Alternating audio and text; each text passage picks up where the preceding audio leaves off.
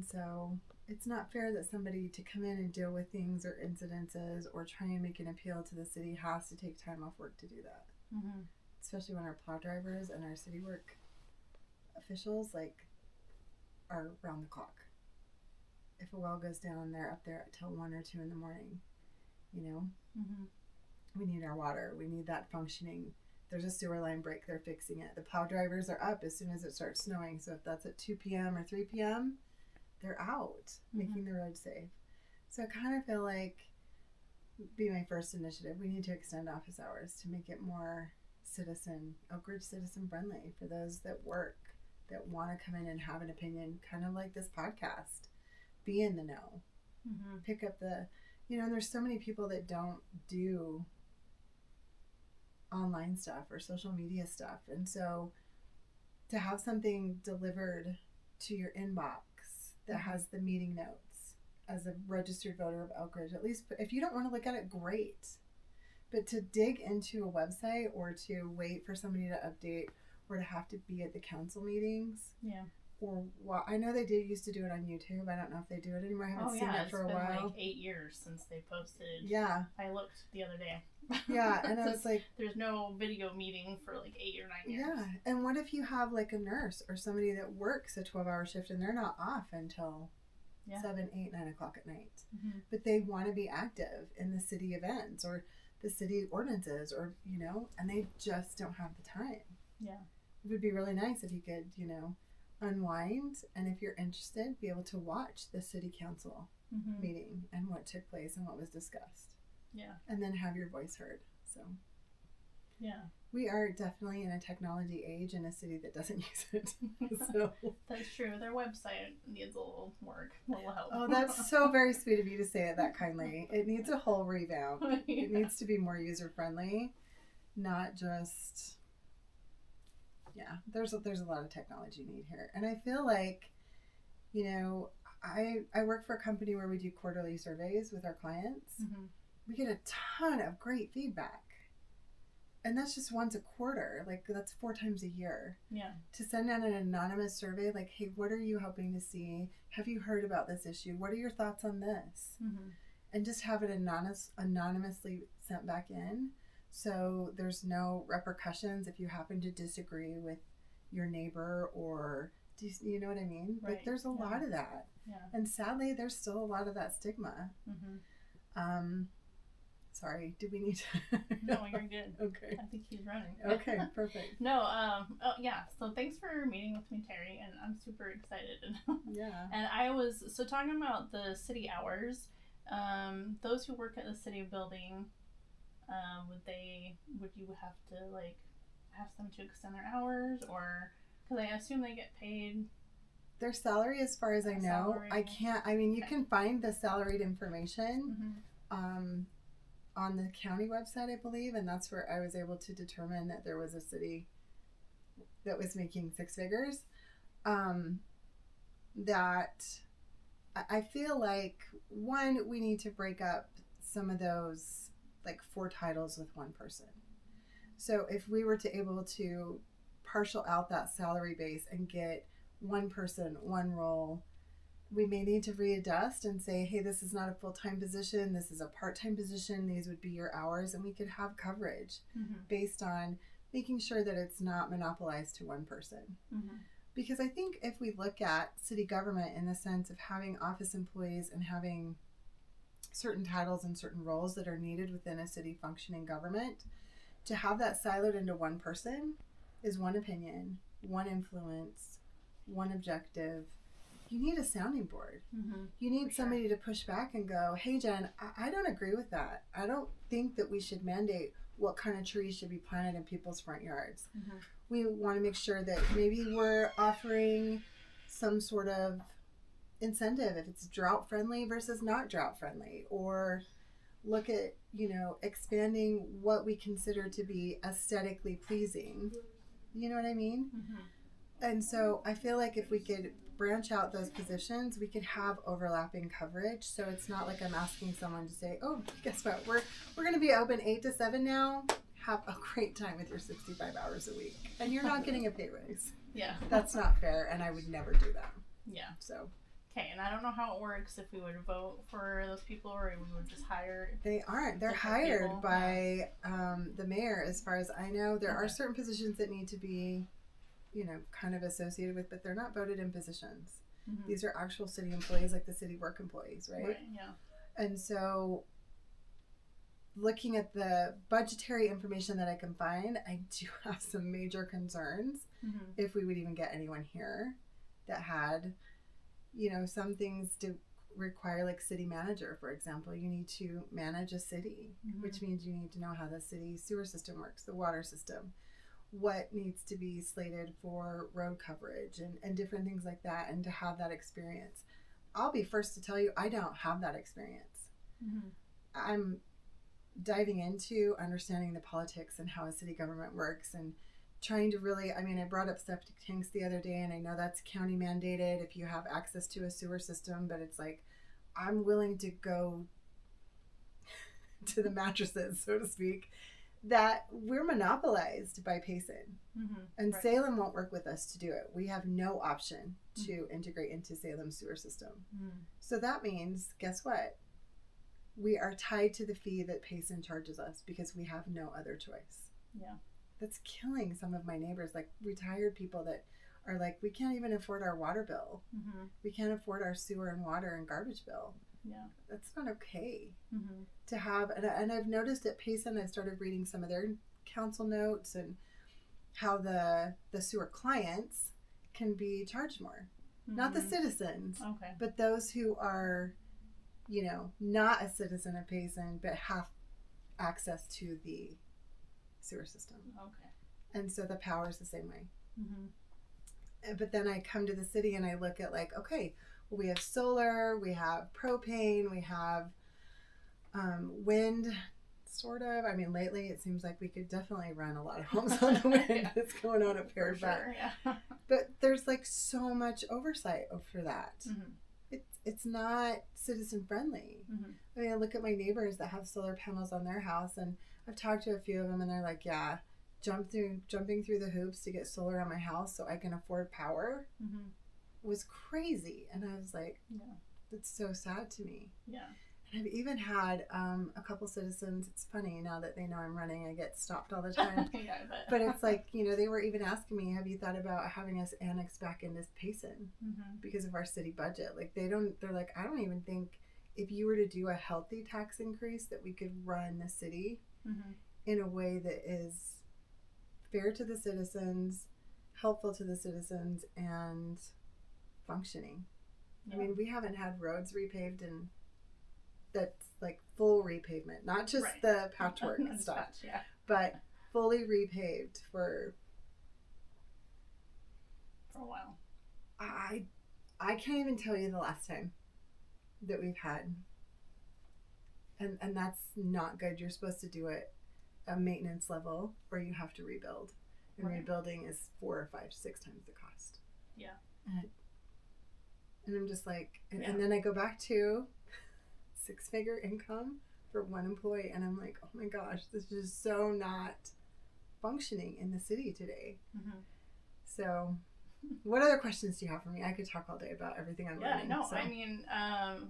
We are a small town, and we're kind of like, we're not rural, but we're like on the outskirts, and so you are willing to look at different options for power, sewer, Yeah. or water, and I'm concerned about the amount of times our water pipes have to be fixed, Mm-hmm. and I don't know if it's just because they're old. Like, I've never heard of why that is, because I've never lived in a town where it's like, okay, well, the water has to be shut off so often, and like there was one time I had to boil water, and it's like, that's never happened For 3 to me. days, right? Yeah.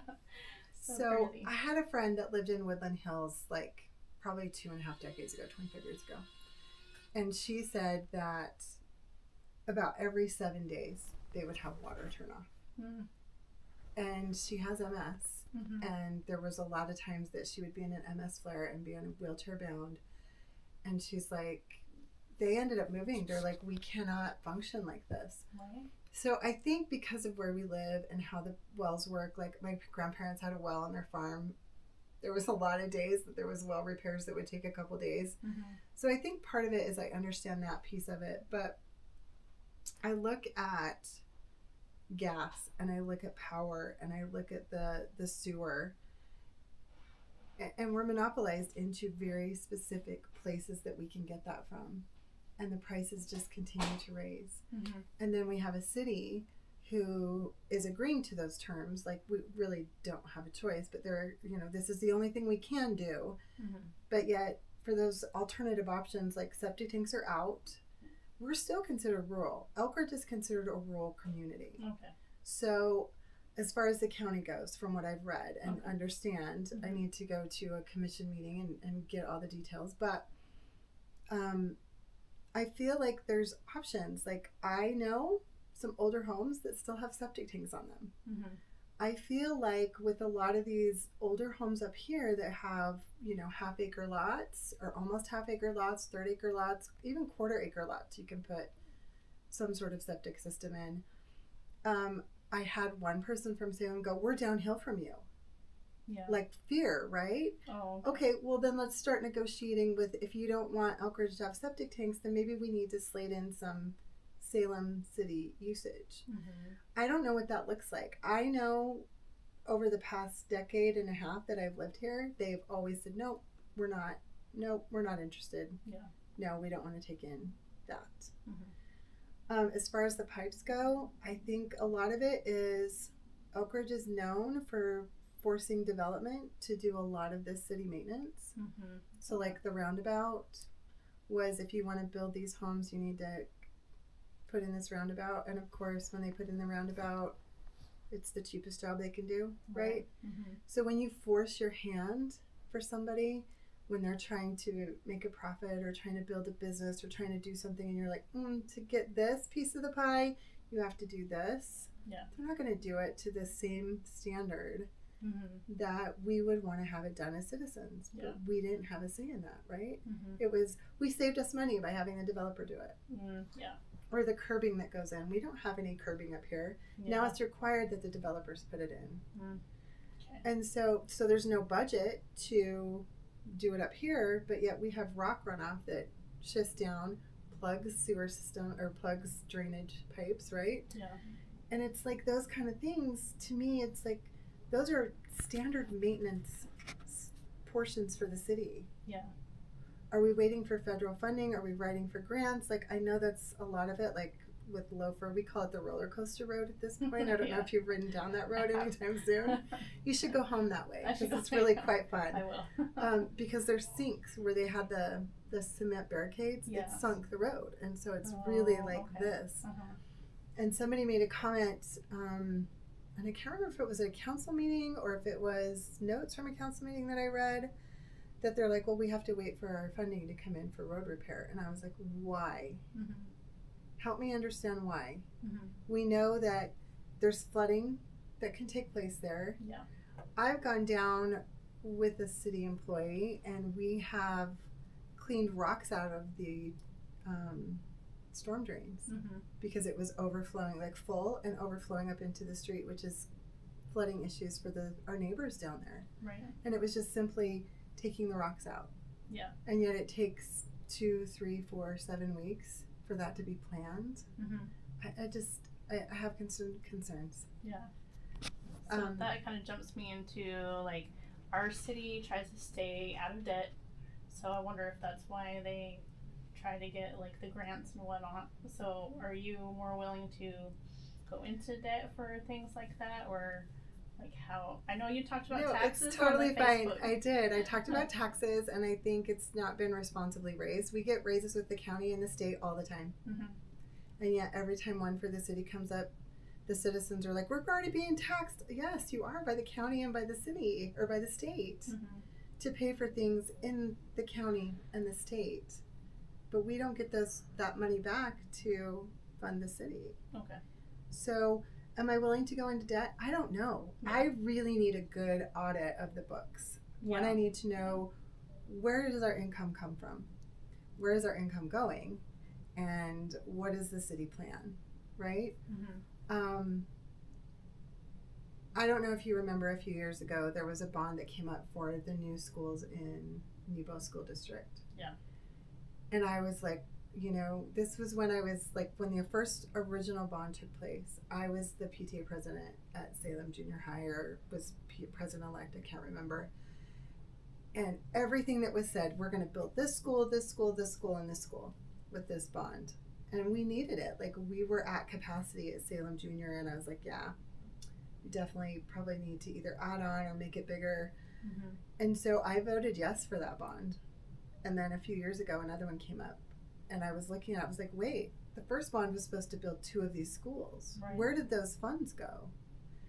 And I remember the round robin talking on Facebook groups and different things, and at the school district meetings, like, this is going to be so beneficial for the kids. Why would you want to stop this? I'm like, whoa, hold up. It's not that I want to stop something beneficial for children. I want to know what the leaders of the school district did with the bond in the first place. Mm-hmm. Where did that money go? Were we way under budget? Did we take a bid from a builder and then all of a sudden pricing materials skyrocketed? Because that happened. Mm-hmm. Help me understand where the money was spent in the first one, so I know that you can responsibly handle money from the second one. Yeah. And everybody was like, oh my gosh, you're just ruining the kids' lives. You're like, want to keep us in old schools. And I'm like, what about the asbestos problem? I get what you're saying. Totally understand. I'm with you to keeping kids safe and educated and happy and healthy and well. Yeah. I want to know that the leadership is responsibly handling these funds. Right. And nobody could ever answer that question. That's crazy, because you're like, well, we already voted for a bond, so what happened? Yeah, please tell me what happened with that money. Before I vote for another one. Uh-huh. And when it passed, I was like, let's see what we get out of this one. But we, as citizens, even though my kids we're paying for that. Mm-hmm. Right. So do I want to do that for the city? No. Mm-hmm. Do I know that that's off the table completely? No, I don't. Not until I get a really good grip on where's our money coming from and where's our money going. Yeah. So do I want to put us into like $1 million? No, I don't want to nobody wants to be in debt. Nobody wants to do that. But what do our citizens want? Mm-hmm. When we look at those books, do we want to go, guys, we don't even have enough to stay afloat for another 5 years, 4 years, 3 years, whatever. Mm-hmm. We may get state intervention, and we may be parceled out. Woodland Hills, Salem, Payson. Mm-hmm. Is that what we want as the citizens of Elk Ridge? Yeah. Do we want the state to come in and mandate that, or do we want to get our stuff together, look at what really needs to be done, acquire a small piece of debt to make sure that everything's up and functioning, and really audit and clean the system? I mean, like I said in my Facebook post, I'm willing to sit down into the go-aheads and start pulling them, because I feel like kind of that's where we're at. Yeah. We are just so convoluted in how we approach city management. I have some real concerns if it's going to stay afloat. Yeah. And we're going to stay and be able to maintain our city at state standards. Yeah. And do you think you'd be able to get city council to back you up, or like talk them into I'm too controversial. Yeah, I have no I don't know. I've talked with a few city council members. I've also talked with a few state representatives that think I am absolutely insane for running. I'm not going to call anybody out by names, but the first thing they asked me was like, are you just glutton for punishment? And I was like, okay, tell me why you mean that. And they're like, you have no one opposing your councilman. You have, it seems like citizens that are not invested except for a chosen few into how the city is run and maintained and what's happening. Mm-hmm. And I was like, so why can't somebody spark that? Mm-hmm. Why can't we have some community interaction and some community events that create that feeling of like, I want to help my neighbor out? Yeah. And they're like, oh, that's just so cute to think about. And I was like, but really, like the food truck thing that was happening a few years ago. Yes. Yeah. Like we would see hundreds of people there, right? Yeah. And we didn't go every time.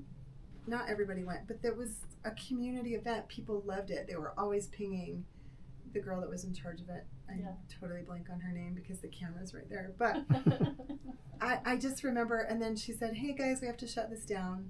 Yeah. Our neighbors complain they don't like the traffic. Mm-hmm. And my first question was, well, first of all, why were you doing it at your home? Mm-hmm. Why did we have a whole city park down here? Right. Why wasn't it there? Oh, well, they said we had to be licensed and bonded and this and that. And I was like, Spanish Fork does it, and they charge a percentage. There's no plug-in. They all have to be janitor run. Mm-hmm. Then the percentage of the sales that happen that night go to Spanish Fork City. Okay. She wasn't asking for anything. Yeah. She was like, I'm doing this for my neighbors. Yeah. So it was Shannon. Shannon, thank you. Eden. Yeah, it just came to my mind. Yeah, thank you. Sorry, Shannon. Shout out to Shannon, the food truck lady.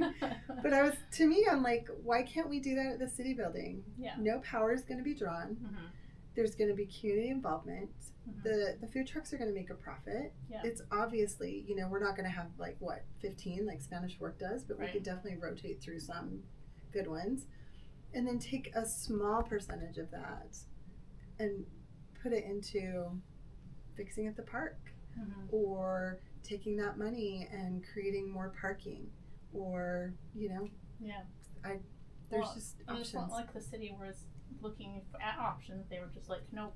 Yeah. Like, straight up. Straight up no. And But this is the thing that bothers me. That was a community event. That was bringing people together. I met more people on her front yard than I probably had in that part of Elk Ridge ever. Mm-hmm.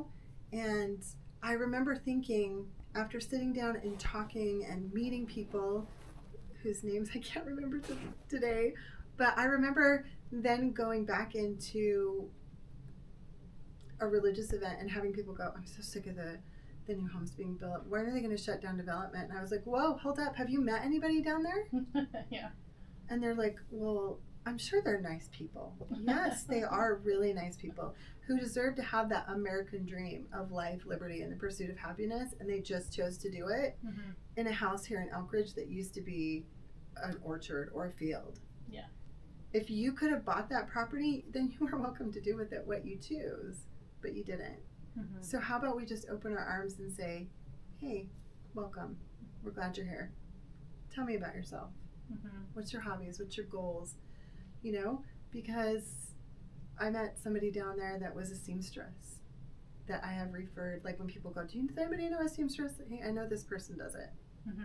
Or another person that bakes amazing sourdough, or has treats that she delivers on the front, like puts on the front porch, right? Mm-hmm. There's some amazing talent here, and we can't just shut that off because they built a home in a development that was purchased when it was an orchard, right? Right. It bothers me. Yeah. And that divides a community. Mm-hmm. I'm sure they feel it. Like, okay, well, the older people don't, like the older homes and these older neighborhoods don't like us, so we're just going to stick together. Mm-hmm. It's not a community. It's like the That's a upper and neighborhood. lower Elk Ridge Facebook page thing Mhm. going on. Yeah. And yeah. if you want to do that based on your wards or your religious affiliations, great. Have your ward Facebook pages. Yeah. But the moment you start dividing up a city, it creates animosity and divides a community. Yeah. And that's hard.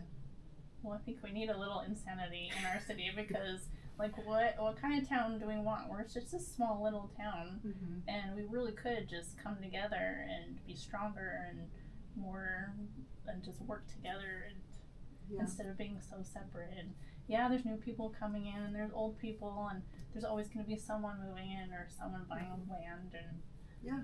like, do we want that division, or do we want to Be a community. just be a community? Yeah. Do you want to have your neighborhood or do you want a full community? I think that's the difference, right? Yeah. We become friends with our neighbors for the most part, I hope so. I hope we can be friends with each other. right? I mean, otherwise, maybe we should all just move out in the boondocks, like miles away from anybody. Yeah.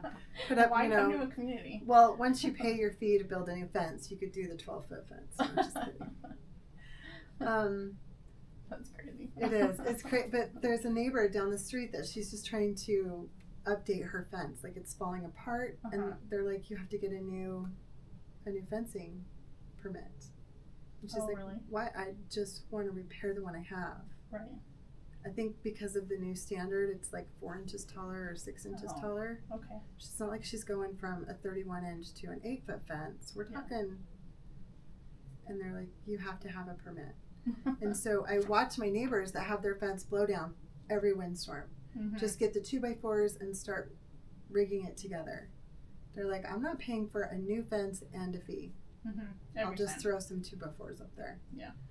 And that really got me thinking, like, people are not investing in their homes. They're just trying to survive. And I've watched homes go up for sale, and a few of my friends, I've said, why are you leaving? We just can't deal with the city anymore. It's just too much. Oh, okay. We can't do anything we want with our own property. Mm-hmm. And I get it. There is some concerns, but then I look at, I had somebody that lived up on Astor Lane, and they built a kind of a carport on the side of our house, and he was laid off from being a mechanic, and so the way he was feeding his family was working on cars at his home. Mm-hmm. And the neighbors across the street freaked out, called the city, complained. They said, this is an illegal structure. I don't know if it was or wasn't. I don't know what the standards were last time, like when he was building that. Now if he were to put it up, it would be illegal. But so would putting a carport in your yard as of Christmas of last year. But just the fact that his neighbors didn't take into account that he's feeding his family this way. He's very respectful, pulling the cars behind his fence so they're not clogging up the front driveway. Mm-hmm. He was just trying to maintain neighborhood aesthetic, so to speak, but still feed his family. Yeah. Bothered me. Mm-hmm. Really, really bothered me. Mm-hmm. I mean, I'm not altruistic. I have been the she-devil. Some of my neighbors will attest to that if you want to go ask. But I've also watched us, like my neighbor and I that kind of got in a head-to-head moment with my kids, over my kids. We've shoveled each other's driveways. We've stepped up. We don't barbecue together. Right.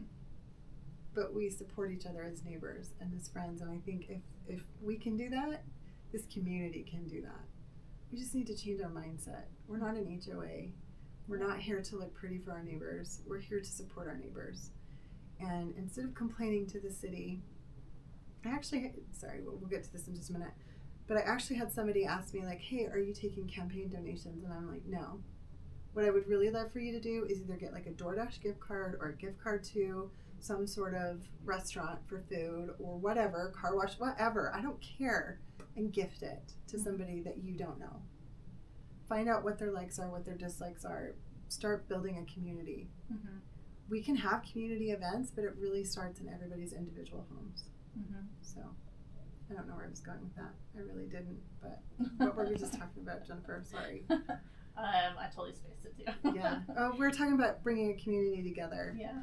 And I just thought, if we can do that one home at a time, then pretty soon the city's going to feel like a family.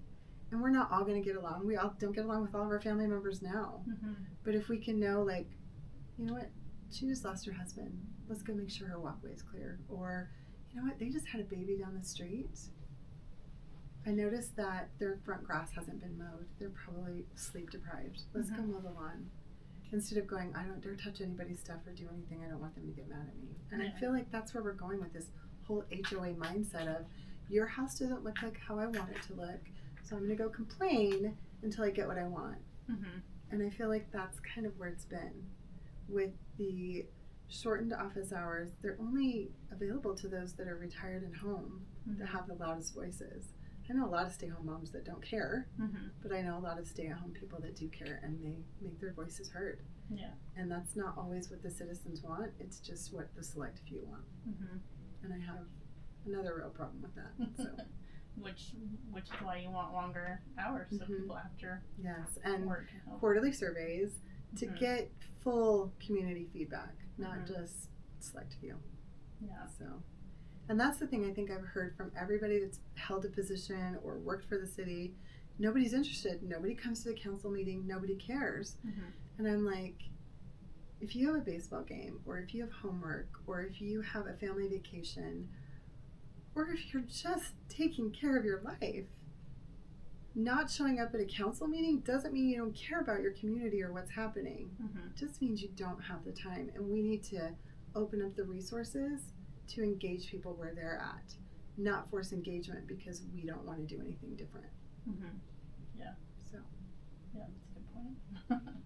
Yeah, I hope that this can get more people involved. And I remember with the whole deer incident that a member of the city council was like, well, no one wants to run because of how the city council has been treated, like through this whole deer thing and through other situations, and because everyone just attacks them and just they don't see the whole picture, and then they think it's all their fault.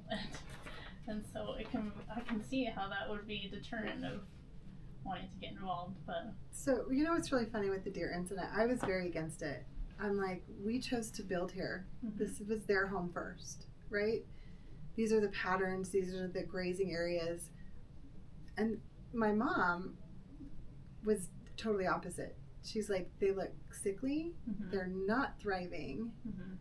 Why would we not want to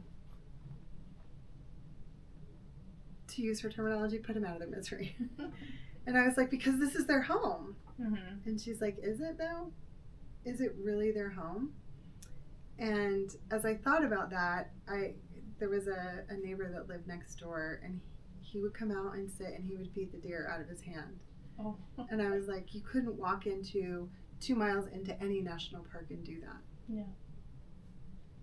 That's not what deer are supposed to be, mm-hmm. right? They're supposed to be these wild creatures that are beautiful to observe. Mm-hmm. And so when I started reading the Facebook post, I'm like, but that's not all the information. Mm-hmm. Where's the Wildlife Services biology report that mm-hmm. they're kind of basing this on? Where's that information? Mm-hmm. And you're right. Facebook is one person's opinion with one person's bullet points of what their beliefs are and what they think should happen. It's not a good sounding board. Mm-mm. It's siloed information, and there is such a way to deliver information that is non-emotional, just the facts. Yeah. Here's what this could look like. This is why we want to do it. These are the other options. Tell us where you stand. Mm-hmm. But to expect somebody to, and I know there was a huge attendance to that council meeting. Yeah. But there was probably a lot of more voices of reason too that just didn't go because they couldn't. Mm-hmm. So why did we just leave it for those citizens that were against it, that are, some of them weren't kind, some of them were very nice. I went to the meeting. Some of them were very nice, mm-hmm. very kind. Some of them were a little ragey, mm-hmm. which when you're passionate about something, I can understand. Mm-hmm. I've definitely been passionate about things and been ragey too. But when you only share part of the information or say, well, we discussed this in our last meeting, mm-hmm. great. Who read the notes? Yeah. What are the views like on the website? Do you even know what that looks like? How many people clicked on this link and read that? Uh-huh. What's the data supporting the fact that this is a great way to share this information? Because it's not. Mm-hmm. I can tell you it's not, because it's so hard to navigate. Yeah, I've been on there trying to find minutes or like notes, and it's like, what am I even looking at? Yes. But so how would you be more, what's the word? Transparent, I guess is what I'm saying. Like, would you be more, because I know the current mayor, I don't feel like is very informative or communicative. So would you feel like that's something that's... Well, there's some hours that are required of the mayor mm-hmm. to be the mayor of Elk Ridge, but there's no set parameters for how accessible to the public they need to be. So to set a meeting with him, I had to take time off work. His work schedule, I mean, it was literally 15 minutes before, or 30 minutes before the city offices closed, that he was available, mm-hmm. that he would actually be in office from this time to closing. It was 30 minutes. And he already has an appointment. So I took time off work and sat in the office mm-hmm. waiting for him to come in. We talked about my carport situation. I got his word on just do this, this, and this, and it will be fine. So I did this, this, and this, and I'm still getting letters, right? I think my biggest frustration with that is that when you don't know what's happening in your city, you can't be communicative. You can't be transparent. And I don't know what he knows. I don't know how much is relied upon the city staff to run and maintain the city, and he just gets the highlights.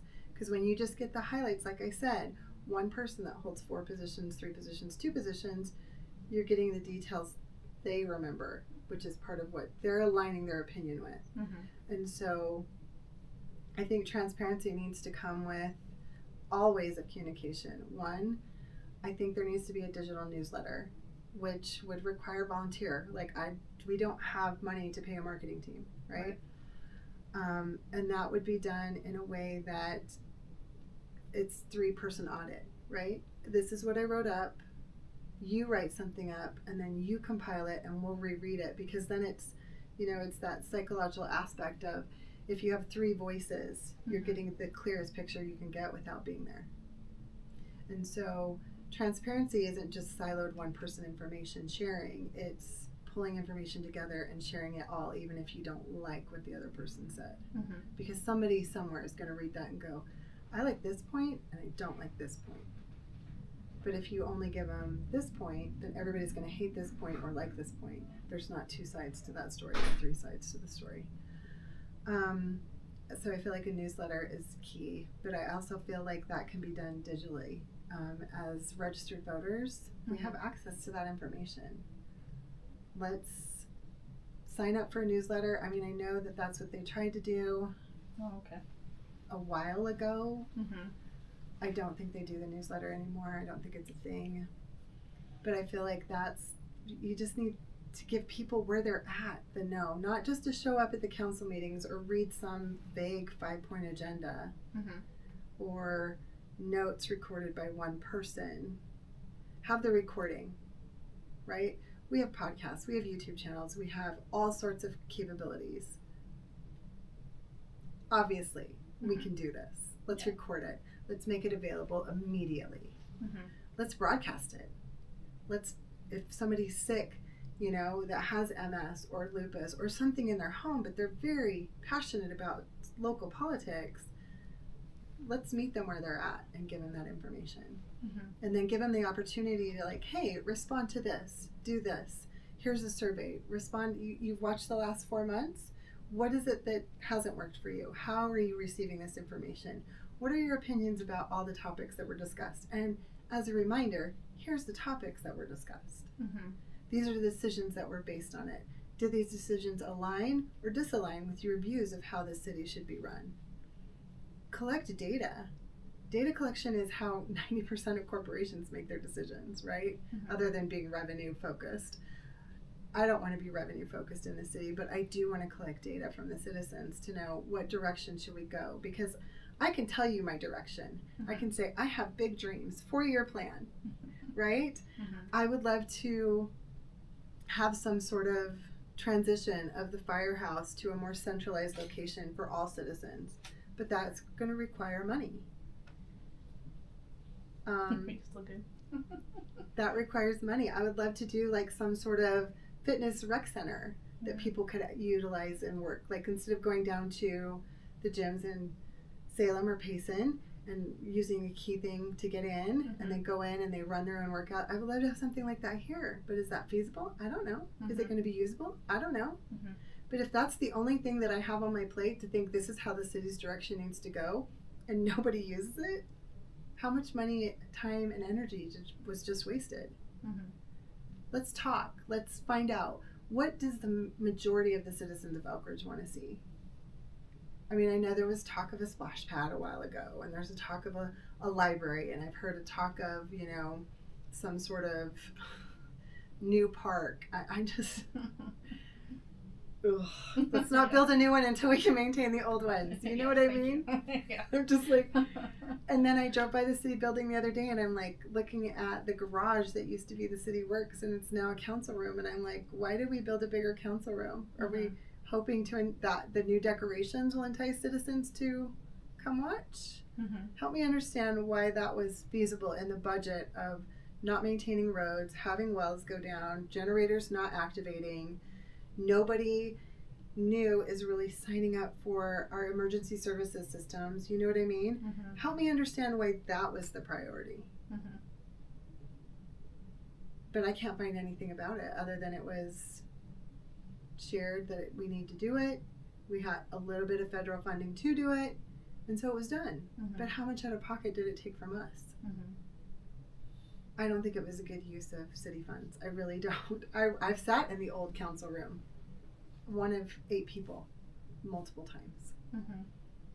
To me, I'd rather have that old council room and let's put into technology so people can watch it in their homes. Mm-hmm. The other piece of transparency is, and this is more of a personal thing, and I don't know that it would even be utilized, but what are we doing to have front porch conversations? Like, I know I told you on my Facebook page that I'm going to have a get together on my front porch because, one, there's so many rules regarding political campaigning on public access or public property that you have to follow and regulate. But really, I want to bring back, like, let's chat. Come to my door within reasonable hours. Please don't come after 10 p.m.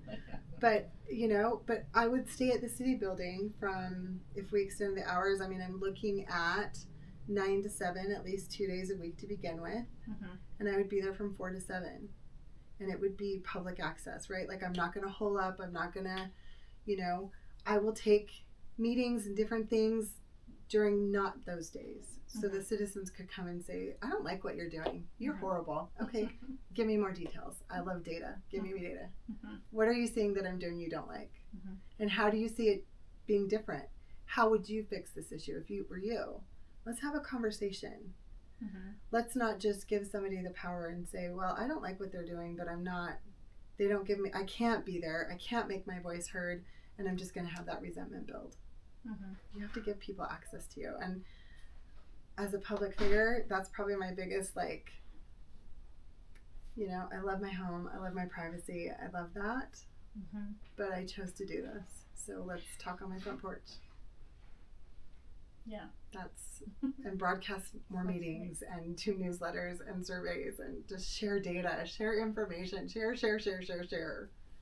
Don't silo it into a weird website with 4 clicks later and you still can't find it. Yeah. So.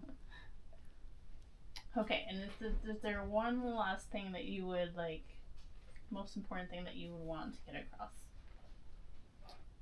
of why you're running or? Well, first of all, I have 0 political experience. But after dealing with the city on a couple of instances and just looking for some grace, I wasn't even asking, I followed the things that were in the ordinances. But there was no grace given. Mm-hmm. There was I got a letter from an attorney. Nobody stopped by my house. Nobody said, hey, I don't think this is in compliance, but we want to talk to you about it. None of that. It was immediately. And I was like, whoa. What happened to being neighbors? And so that was over 1.5 years ago, almost 2 years ago. And over the course of the last 2 years, just talking with people about where I live and hearing the negative connotations of, oh, I'm so sorry, I've heard about that place. Or, oh, man. Wow, I've heard about how awful they are to work with when it comes to trying to even do upgrades up there. And I was like, wow, are we getting a reputation? Mm-hmm. And that broke my heart because 10 years ago, it was like, oh, it's so beautiful up there. You're so lucky. I know so-and-so. Do you know so-and-so? It's not that way anymore. Mm-hmm. And so I think my biggest reason for running, the reason I chose to throw my hat in the ring, so to speak, is I just want the community back. That's my biggest thing. I don't have political experience, but I know how to love people. I know how to talk through hard negotiations. I know how to be tenacious with the whole, just whatever things. I'm laughing because it's a memory of, but I think the thing that I want, even if I don't win, and I don't have any illusion that I will, right? I don't know what the voting percentages are up here. I don't know anything, but just, if anything, if you listen to this, if you see 2 names on the ballot, ask yourself why. What can be improved? What cannot be improved? What can I contribute? What can I not contribute? How can I make this better? How can things get better? Mm-hmm. So just understand that there is two sides to stories. There's information that's out there. And if you care, which I think we all do at some point, just ask yourself why and how can it get better? Well, thank you. Thank you.